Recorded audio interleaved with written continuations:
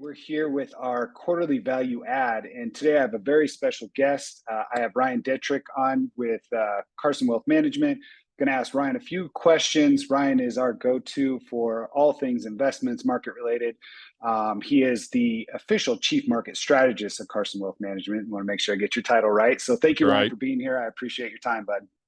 Steve, thank you for having me. I'm honored to be here. And I don't know, hopefully we have something to talk about. It's kind of boring out there, right? Jeez. Yeah, exactly. Right. Yeah, We'll yeah, think of something. So, yeah. first question I want to fire at you. So, what in your opinion on the basically what is your opinion on the possible default of the U.S. government, and then also if a deal isn't reached, what could that result possibly look like?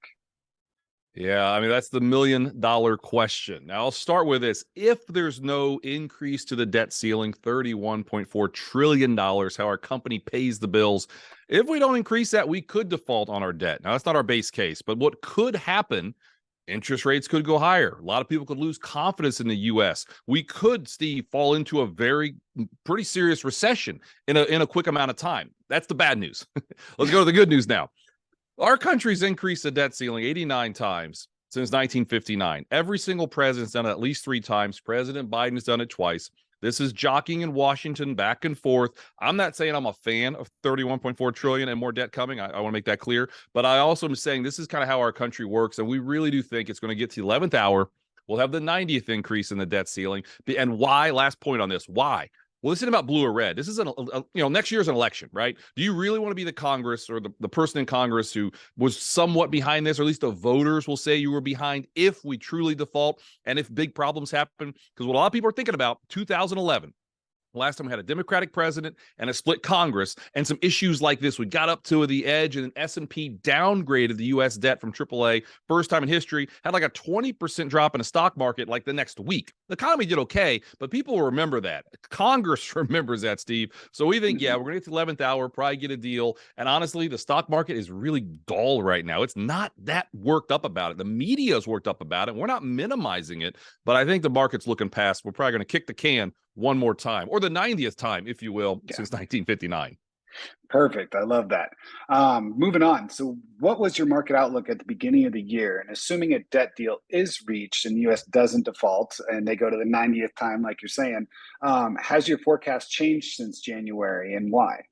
Yeah, our forecast hadn't really changed. And here's what I mean by that. We're one of the few shops that came into this year, back in late December, talking about potential positives this year. The average strategist, according to a Bloomberg poll, saw stocks down this year. Time you and I are recording this, S&P's up like 10% for the year. That's a pretty good year, and there's still a long way to go. So again, I know we'll talk about the economy next, but we just didn't see a recession this year, right? We saw such lowered expectations because so many bad things are being priced in. And believe me, things aren't great this year by any means, but those lowered expectations, you can beat them. You can have a good year. And think about this. Stocks are very, very rarely down 2 years in a row.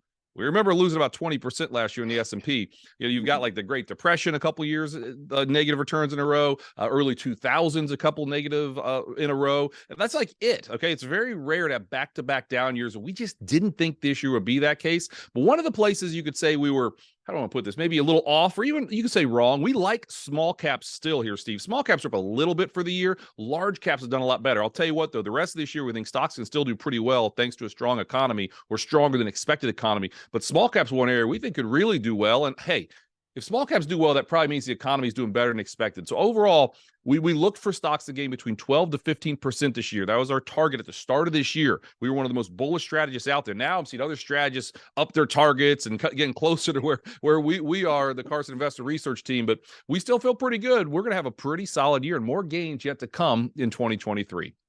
I love it. I love it. So I know you kind of touched on it in the last question. So, what do you currently feel is the likelihood of a recession? I think you kind of explained that, like I said in the last one, but, Yeah. The Fed seems to be in this kind of wait and see data dependent mode. Let's hypothesize and say that an inflation print comes out super hot and the Fed has to change gears.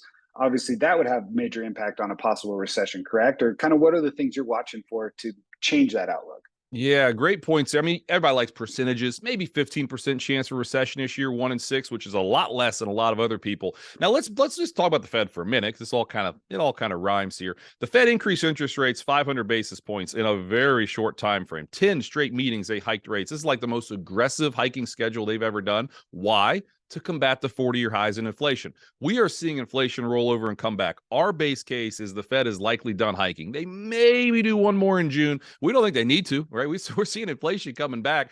Housing and rents, those are such a sticky part of inflation. That's starting to crack lower too. So those are some positives. When you talk about the economy, things like manufacturing, no one's talking about this. Manufacturing is likely bottoming, going up.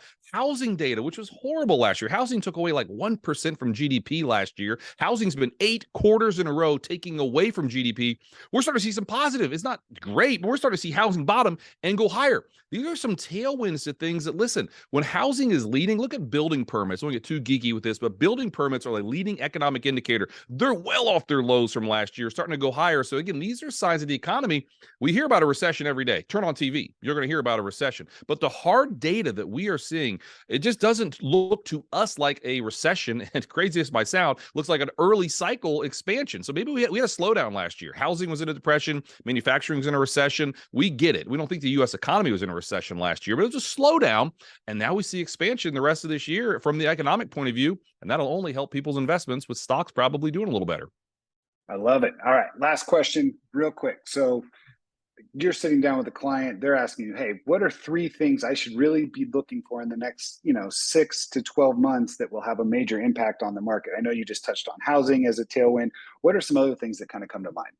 Yeah, earnings. Let's start with earnings. I mean, earnings have been going down lately, right? And that's kind of why the stock market has been struggling. All of a sudden, in the last month, we've seen expectations for 2023 earnings have stopped going lower and have started to go higher, Steve. You look back in history, that's not what you see in front of a recession. You don't see large companies making all-time highs. Not a recommendation of a company here, but some big companies came out and said, hey, things are pretty good. Yeah, sure. Some maybe saw some problems. We think it's more company specific. So that's really important. Also, those regional banks, right? What's the big story this year? Obviously, some of the big regional banks have been in a lot of trouble. Banks in general have been in trouble, but regional banks, they're looking like they want to bottom. They're starting to bottom. They're starting to come back. So if regional banks start to find a floor here, it was really scary what happened, with SVB and all the regional banks in March or so. But I'll tell you, if we can get a major low in regional banks like we think we're very close to, that could be a good sign for banks in general and financials the second half of this year, along with earnings, which are doing pretty good. Those are 2 things that we're really watching very closely. Then just the inflation data. And that's why the third one, we touched about it earlier, but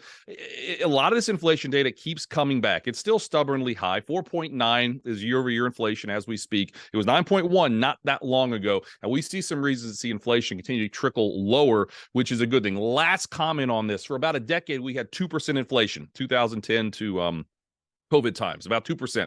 Then we obviously had the massive spike after COVID, supply chain issues, China lockdown, the terrible war, everything that happened last year.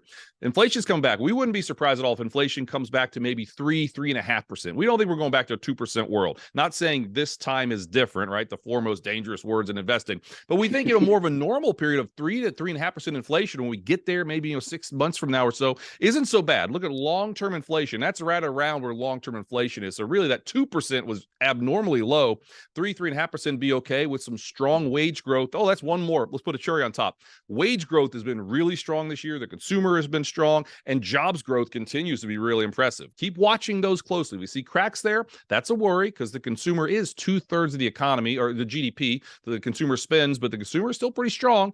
And those are some things that we watch that are still looking really good. And it's different than what you hear on TV, because they just tell you how bad it is, but there are some good things out there. Awesome. Well, thank you again, Ryan. Really appreciate you. And if it's okay, maybe I'll bug you again next quarter and do a quick little check-in for everybody. You know what? I will be there. It's a date, and Cool. we can't make guarantees, can't make promises, but I think we'll have some good stuff to talk about in 3 months. I'll be back.